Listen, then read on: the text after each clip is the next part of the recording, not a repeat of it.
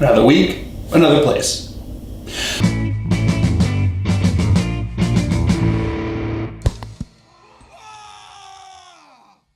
Welcome, ladies and gentlemen, to another Glacial Geek Deep Thoughts Thin Coats with me, Phil, the Glacial Geek. I am coming to you here from Buffalo, New York, where I'm staying with some friends, family friends, while I am up here filming at Mini Wargaming. It's super exciting getting to be over there, getting to meet the guys, and just be in the studio there, something I've seen for years now, and I've been wanting to go there before I even had this channel, so it's kind of a part a dream fulfillment and part just an awesome experience, and I highly recommend anybody who is within travel distance or is willing to make the trip up, or down, I guess, technically, from anywhere where you are, just contact the guys there at Mini Wargaming and schedule some time to play. They're super nice, super fun, and yeah, it's a really, really great time. So highly recommend doing it if you have the ability to. On another note, I want to thank all of the people, every single one of you who has supported me on Patreon. It's been a mind-blowing and very humbling experience to see it, all the people responding so positively to the campaign and my channel, and telling me how much they love my videos and how much they love everything I'm doing, and that means a lot. It means a lot. It really helps to keep me motivated to want to do it, because there's a lot of work and there's a lot of late nights and a lot of effort. I mean, I'm filming this after a long day of filming, and I have to keep doing it because I want to put it out there for you guys. Make sure you guys get the content that you kind of expect and that we've developed, and I want that to happen. And I thank you all for watching, for spreading the news, telling other people to watch it, keeping it growing, and especially to the people who have joined us on Patreon. I really, really want to thank you.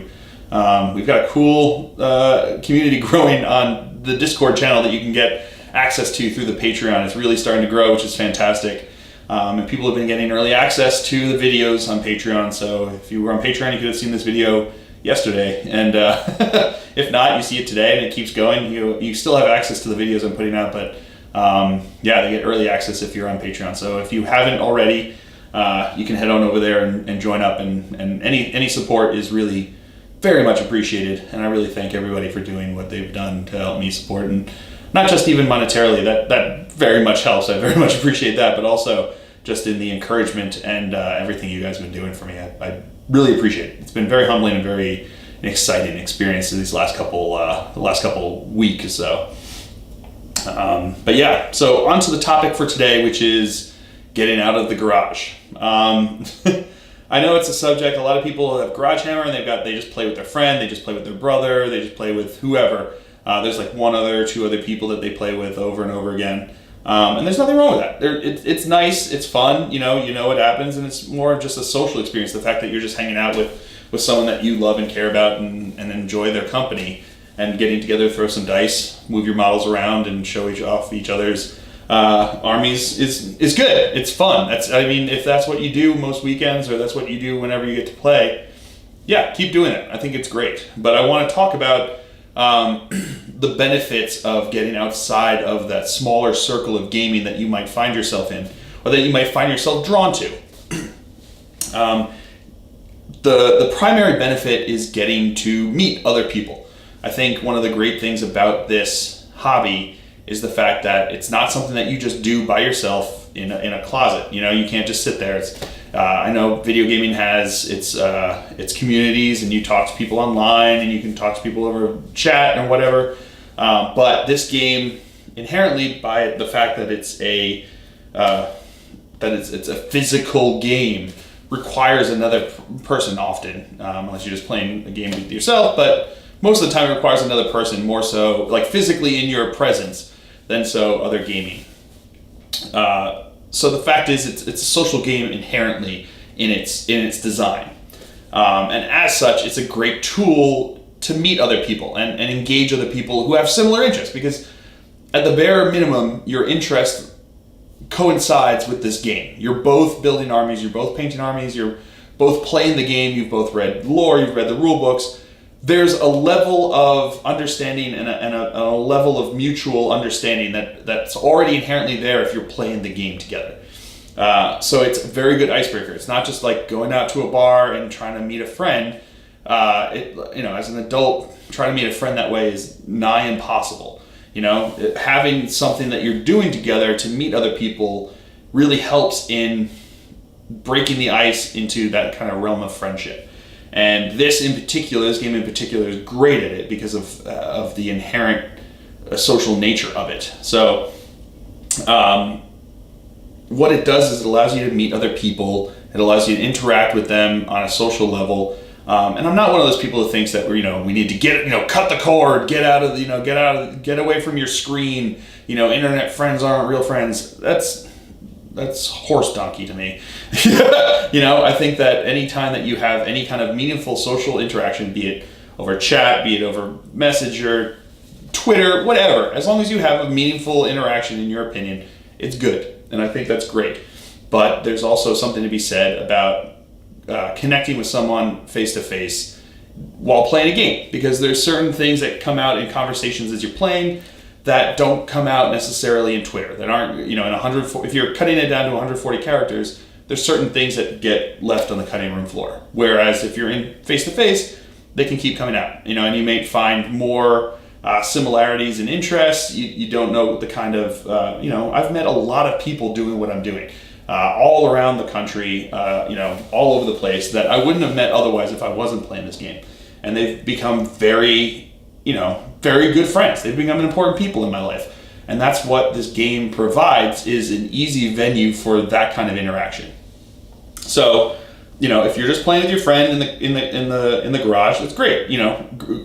Good times with your friend is fantastic, and I wouldn't want to ruin that. But maybe what you do is you and your friend, maybe once a month, instead of meeting in the garage, you guys go play at the local gaming store, or you reach out and you decide that you're going to take a trip up to a city that's half an hour, 45 minutes away on one Saturday, and together you go and play in a tournament together, and spend the day playing a bunch of games with a bunch of nerds and having fun, and knowing that you have that icebreaker, that connection that you already innately have because you're playing this game. The other benefit of that, other than just the social benefit, which in my opinion is enough, is that it helps you grow as a wargamer. So if you're getting more specific into what it does for you as a Warhammer player, it helps you grow as a Warhammer player, because most of us develop a style. Most of us develop a skill set when we're playing the game.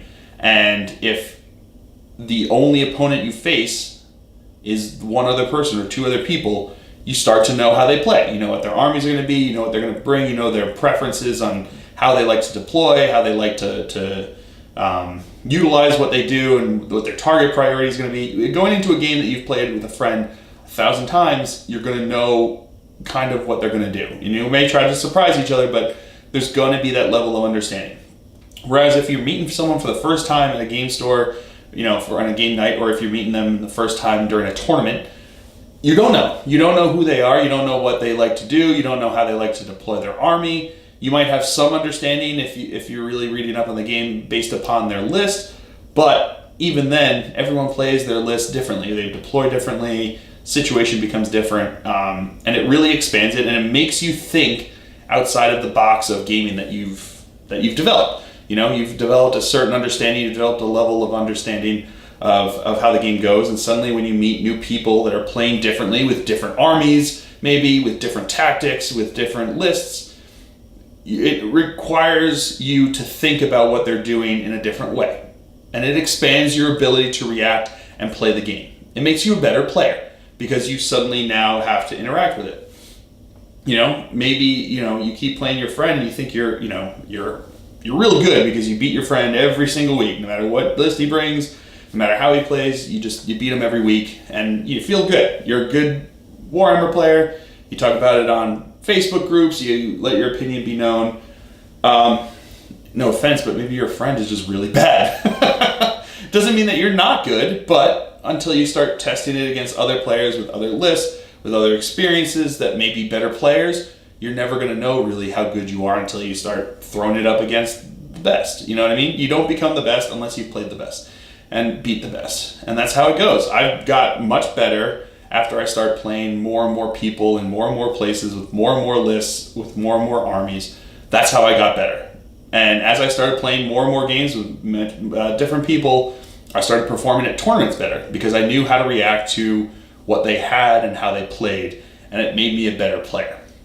And it'll make you a better player if you're playing more people, you know? And it doesn't mean you have to go to a tournament. Maybe you just go to an open game night, or an open table night or something like that at the game store, your local game store, your local Warhammer store, whatever it is. Your FLGS, your friendly local game store, whatever it might be, wherever people are playing, go there. Put itself out there. I know some people have said that they don't have that, and that's, you know, that is upsetting, but I talked about how to develop a community. Look out, maybe it is out there and you're just not finding it, but it's worth looking for. It's worth trying to find, and I highly recommend doing that, going out there, trying and looking and trying to make it into something more, because it's worth it. You become a better player, you get better experience, and then you and your friend, having come back from the tournament, having seen that all, can go back to the garage with your new experiences and play totally different games now. You know, you now have both expanded your horizons, and now you get to play each other again and have those friendly games. I'm not saying that that's, you have to ditch your friend and you never play him again, but maybe, like I said, once a month, once every 2 months, you go to a tournament. Maybe you go out with a friend. Maybe what you do is the two of you decide, if you're only playing with the two people, maybe you guys decide that you're going to make your vacation going off to the LVO, the BAO, the Nova Open, whatever it is, whatever big tournament, Adepticon.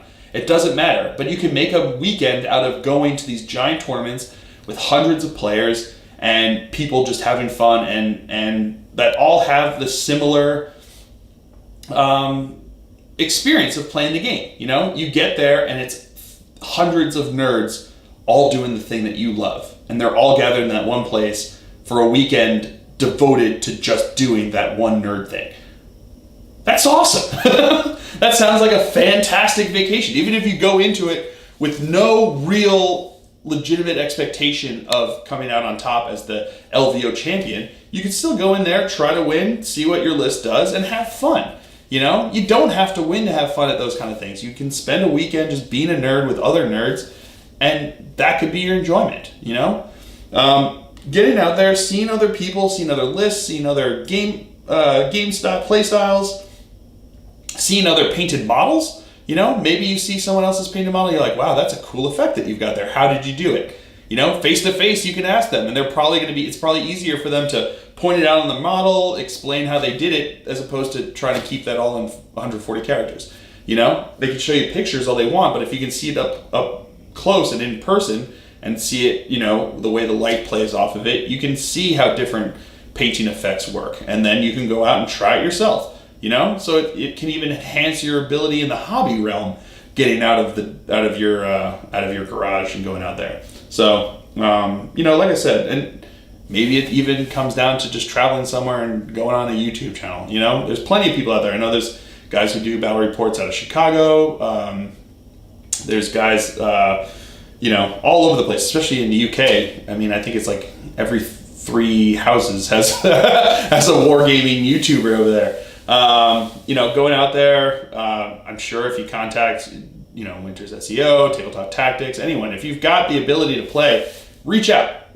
People are usually looking for games to get in. You know what I mean? Mini Wargaming makes that part of every single one of their videos. They say contact them to challenge them, to come in and play a game, or come in for a couple days. Like I'm here for the entire week playing games, and it's just reach out, talk to people, get out of your comfort zone, get out of your garage, and meet people, and see different armies, see different playstyles, see different lists. It's important, and I think it's really will enhance your enjoyment of the hobby, and it'll enhance your enjoyment in general. I really think getting out there, and if it doesn't work for you, if you really are like a major introvert and it wasn't fun for you, at least you tried. And you got out and you gave it a shot, and now you can go back to the garage with just your friend or your cousin or your whoever, and you can go, yeah, that wasn't for me. I'm just happy here, because a lot of times our comfort zone is only comfortable because it's what we've known. It doesn't mean that that's the ideal situation for us. A number of times I've the big thing for me was I grew up and lived most of my life on Long Island, and when my now wife, at the time girlfriend, said, I think we should move I want to move down to Georgia so I can go to grad school.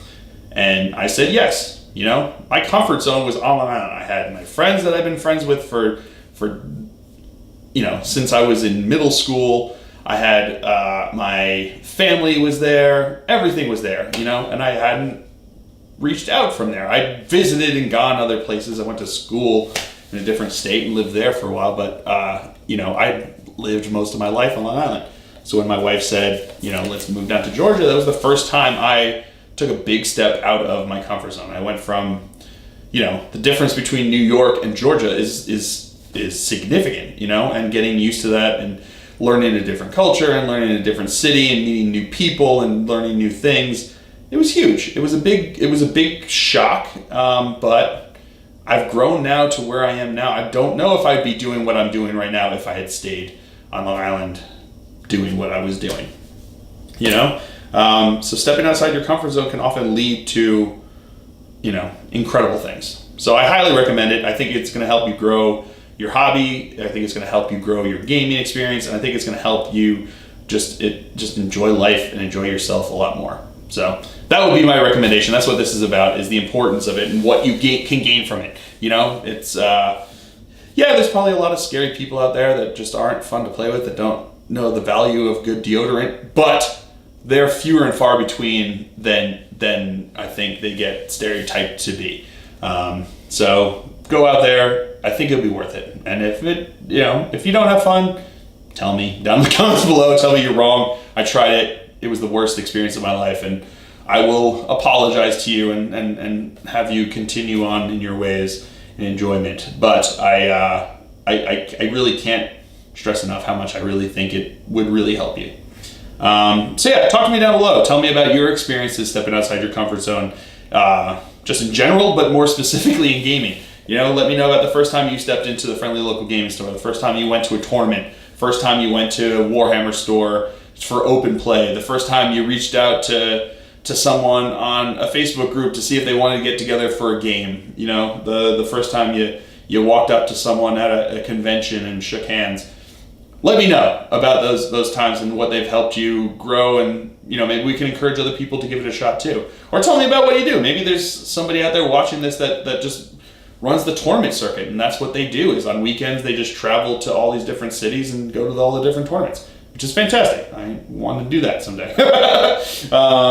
But and I do that. I travel a bunch. In the last week I've been to, I've played games in Savannah, I've played games in Atlanta, and I've now played games up here I played games up in Canada, and I've traveled and I've seen all the different places. I've met different gamers because I reached out, and if you don't reach out, you don't have better experiences. And I think, I'm a better person and a better gamer for it. So I hope this was informative and entertaining for you. I should be, knock on wood, be getting my stuff. Our stuff is supposed to be delivered, I think sometime next week.